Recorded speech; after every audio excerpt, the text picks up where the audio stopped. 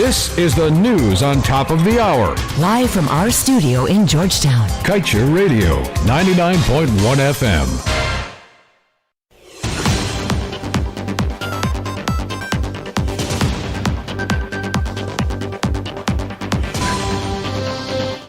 Hello, welcome to your news at noon on Kaieteur Radio. I am Kevin Smith. And I'm Kayla King. These are the top stories we are tracking.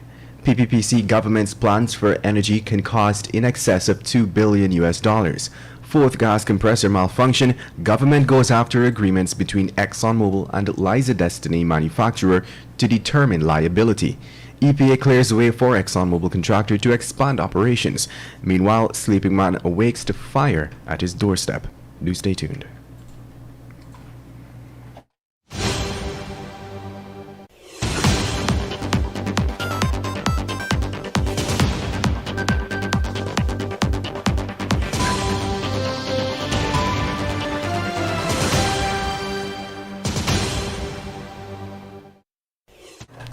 Welcome back. The PPPC government is insistent that it will enter Guyana into an energy mix, which simultaneously pulls from gas and renewable sources.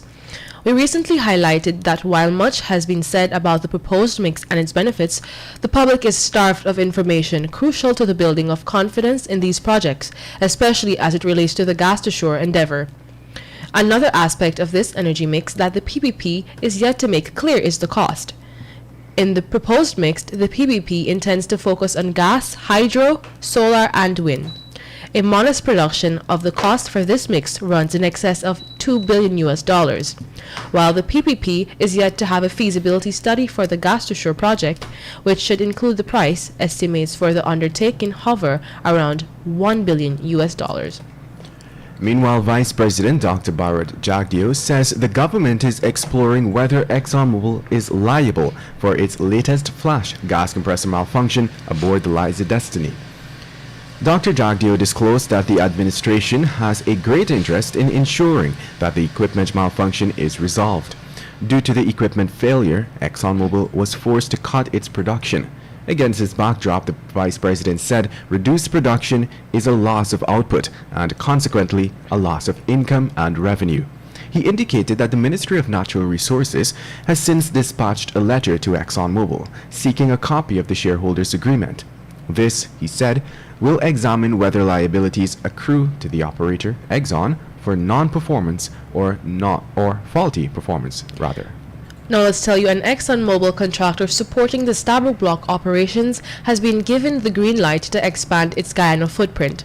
Houston-based Schlumberger has since filed for and received the necessary approvals from the EPA for a source storage and calibration facility, which will prepare downhole tools that are used during well drilling, completion, and interventions. The new infrastructure would be installed at the offshore services base at East Bank Demerara and includes a liquid mud plant, dry bulk area, and workshop. According to the documents submitted to the EPA, construction will take around 4 months to be completed. And now let's tell you, Ronald Willis, a mason of 1st Street, Alexander Village, Georgetown, is counting his lucky stars after he woke up just in time on Wednesday to save his home from being razed by a fire that started at his doorstep. Willis and his son were reportedly sleeping at the time in their one-flat wooden home when the fire started, close to 5 hours. They both quickly used the window to escape before the blaze got worse. There were speculations that the fire was maliciously set. However, Griffiths said that investigations revealed that it was caused by a faulty electrical cable running to the house, which resulted in a circuit overload. You are tuned into Kaieteur Radio 99.1 and 99.5 FM. This is your news at noon. Coming up after the break, a fisherman feared dead in Quarantine River. Cop saves man from violent lover at Harbour Bridge, and 2 captured after shootout with police. Do stay tuned.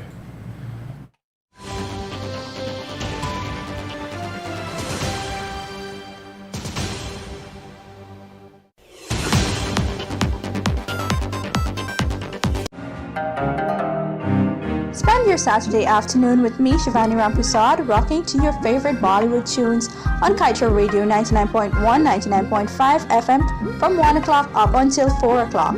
Bollywood tunes only on the radio with a difference.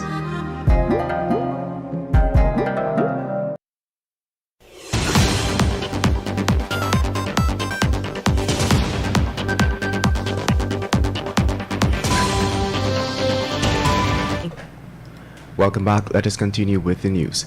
A 21-year-old fisherman, Devin Prasad, is feared dead after leaving last April 14 to fish in the Kaieteur River with his boat captain and 4 other crew members. Captain of the boat, 24-year-old Mahendradat Mukram, said that Prasad jumped overboard to beat water to chase the fish into the Seine. Shortly after, they heard Philip calling out for help. The captain told police that he turned the boat to where Prasad was located, and as they were approaching him, the life jacket he was holding onto in the water loosened. He subsequently went under and was never seen again. An investigation is in progress. Meanwhile, a cop was caught on camera saving a man on Wednesday from his violent lover, who appeared to be threatening him with a knife. The incident took place in the afternoon hours at the western end of the Demerara Harbor Bridge. Commuters who were about to drive onto the bridge noticed the woman assaulting a man with a knife in her hands and decided to record the ordeal with their cell phones. In one of the recorded videos seen by this newspaper, the violent lover was a relatively slim woman dressed in a short white pants and a red top with an umbrella slinging around her right wrist. It is understood that the incident resulted from allegations that the man was unfaithful. Meanwhile, 2 bandits were unable to enjoy their stolen booty on Wednesday after they were captured following an alleged shootout with cops in the Cummings Lodge area. Commander of the Georgetown Police District, Simon McBean, said that his ranks had responded to a report of an armed robbery committed by 3 bandits at 6th Street, Cummings Lodge in Georgetown. The robbery reportedly took place sometime around 20 hours. Due to the quick response of the ranks, they were able to track the bandits down, which resulted in one being captured while the others escaped. The apprehended suspect later led police to the successful arrest of one of his accomplices, while the third remains on the run. Guyana on Thursday lodged a complaint with the UN over the hurdles being faced by developing countries, itself included, in accessing COVID-19 vaccines at an affordable cost. This was in addition to calling out the developed community for failing to provide a committed $100 billion for climate finance by 2020. The admonishment was given by Senior Minister with responsibility for finance in the Office of the President, Dr. Ashni Singh. Dr. Ashni Singh has since lamented the hurdles being faced by small island developing states in accessing concessional financing to meet their development needs, especially in light of the targets set by the developed countries.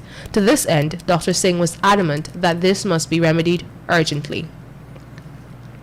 And moving on, sugar workers attached to the Aidflot estate, West Coast Demerara, yesterday downed tools to stage a picketing exercise calling on Gaisuco to resume wage and salary talks for the period 2019 to 2021.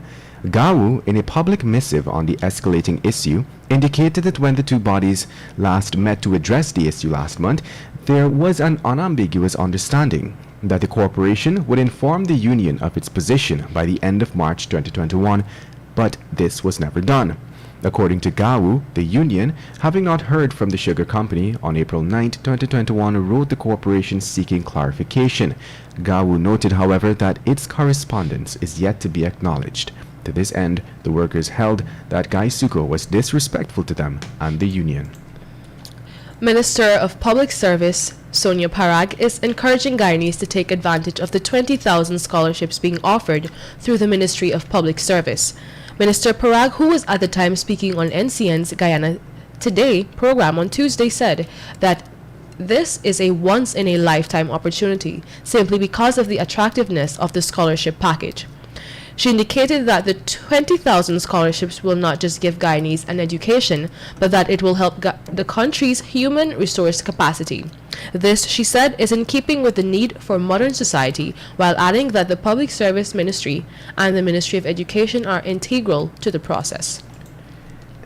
It is now 12 hours 16 in Guyana. Time for your COVID-19 update. According to Worldometer, the number of worldwide coronavirus cases has reached 140 million.9 coronavirus cases, and deaths at 3 million, and recovery cases at 119.6.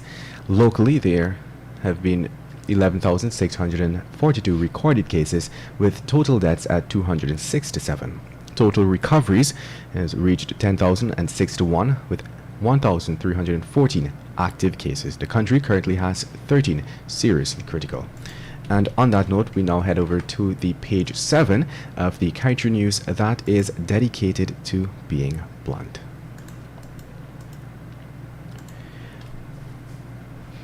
The PPPC government says the Gas to Shore project is good for Guyana, that the pros outweigh the cons. If so, let them show us the evidence. Show the people the financial studies you did which prove that the project is sound. Prove that you are not leading Guyanese into another debt trap. Show the people that this will not be another white elephant like the $200 million Skeldon factory. Stop treating Guyanese like fools and earn their trust for their mega project. And with that, we've come to the end of today's News at Noon. I am Kevin Smith. And I'm Kayla King. Thank you for listening.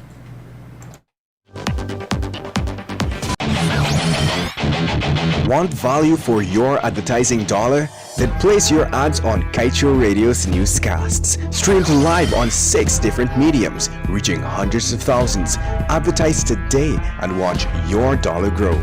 Call us on 225-8465 or 226-8210 today. Kaieteur Radio. Covering Guyana from coast to coast. Demerara and Essequibo 99.1 FM. Berbice 99.5 FM. Kaieteur Radio. At this time, we now bring you the published